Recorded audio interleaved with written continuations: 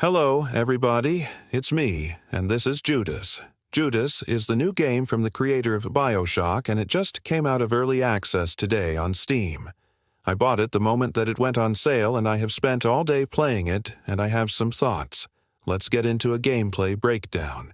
Okay, so right off the bat, I want to say that if you like BioShock, you will probably like Judas. The game takes place in a dystopian future, where you play as an amnesiac protagonist who awakens on a spaceship with no memory of your past. As you make your way through the ship, you discover that you are not alone, and there is someone or something else on board. The game is story-driven and cinematic with a heavy emphasis on exploration and world building, and it has already been confirmed that it will be getting a sequel. So don't worry, this is just the first chapter of the story. The main character is a soldier, and as such he has two special abilities that make him unique amongst the cast of characters that you will encounter. These are called combat and evasion. Combat abilities include things like a shoulder charge attack, a powerful punch, and a dodge roll. Evasion abilities include cloaking, which makes you invisible but only for a short time, and another one called mark, which allows you to tag enemies so that you can more easily find them again in the darkness. So the game is set on a spaceship, but it doesn't play like a traditional space game. There are no zero-G sections. You don't fly a ship.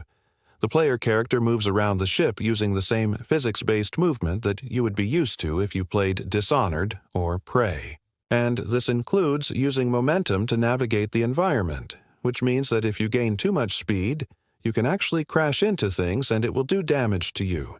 This also means that you need to be careful when you're aiming your gun, because if you miss, your bullet will ricochet off of walls and potentially hit you. There are three main weapons in the game: a pistol, a shotgun, and a rifle.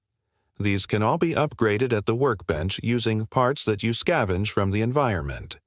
In addition to these, there are also a number of special weapons dotted around the environment that you can pick up and use, including a turret, a grenade launcher, and my personal favorite, a literal laser sword.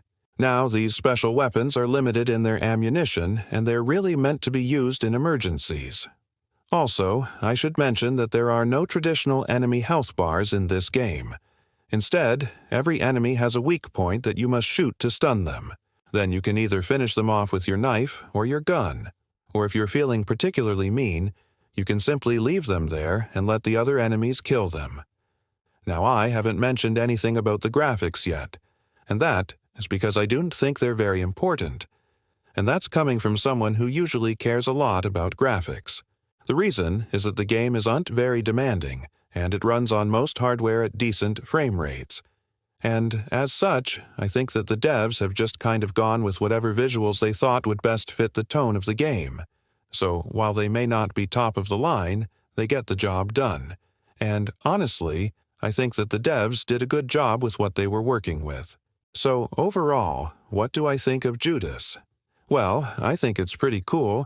It's got some really interesting ideas, and I think that it has a lot of potential.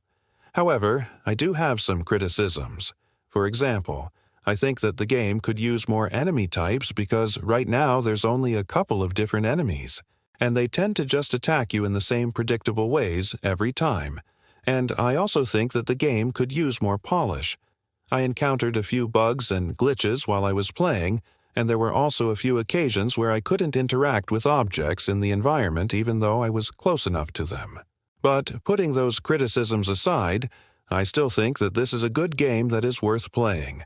I would recommend it to anyone who likes story-driven games, or if you're a fan of the works of the creators, then you'll probably enjoy this game. With all that said, thank you for watching. Make sure to buy the game if you want to support the channel, and I'll see you in the next one.